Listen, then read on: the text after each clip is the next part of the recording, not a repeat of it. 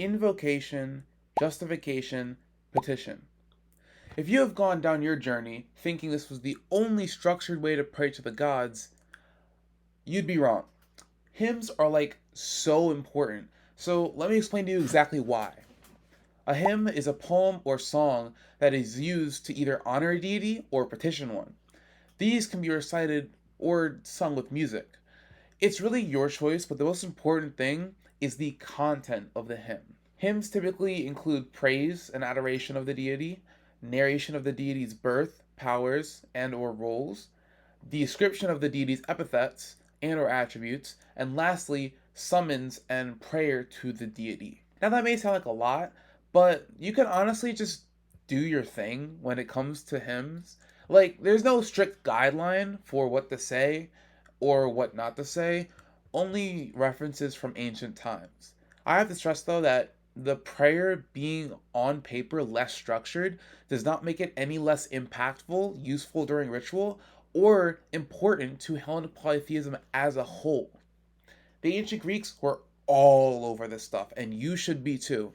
But before you run off and start typing up and writing down your brand new hymns, I do have a few things that you should know. There are two commonly known types of hymns that have their own respective styles: the Homeric hymns and the Orphic hymns, which ironically are not written by Homer and not written by Orpheus, though in completely different contexts. So after triple checking my sources, the Homeric hymns are written in Homer's poetry style, not by Homer. The Orphic hymns, though, are a completely different situation altogether. So there's this cult that was under the Hellenic polytheism umbrella, similar to the Eleusinian mysteries. Orphism also centers around the Greek gods, but sometimes it was very different theologically.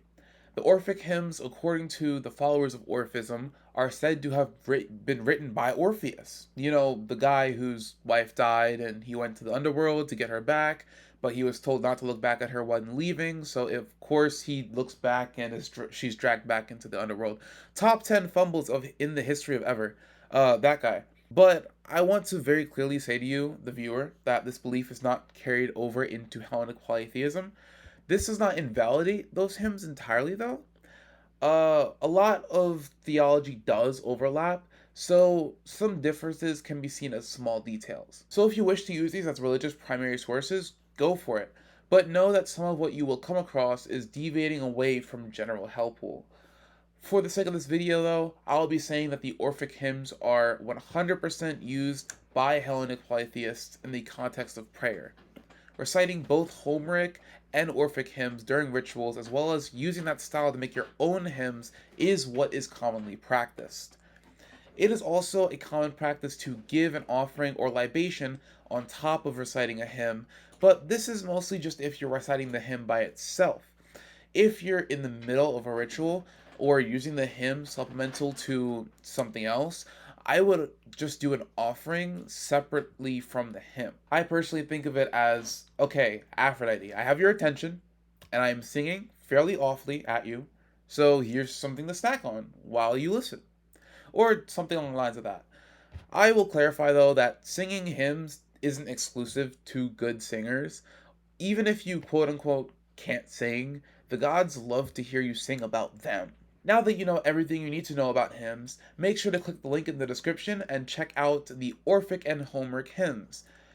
Once you feel like you've got a good idea of what hymns traditionally look like, you're ready to go on and start making your own. And if you want to share any hymns that you've made with the Hellenism Today community, make sure to join my Discord. Link also down below. Eyes up here, walk up and you know heads turn when you fucking my demos. I'm for the people, I ship who I want, get bitches waiting for the sequel. Around my fingers, I'm the one every being will chase.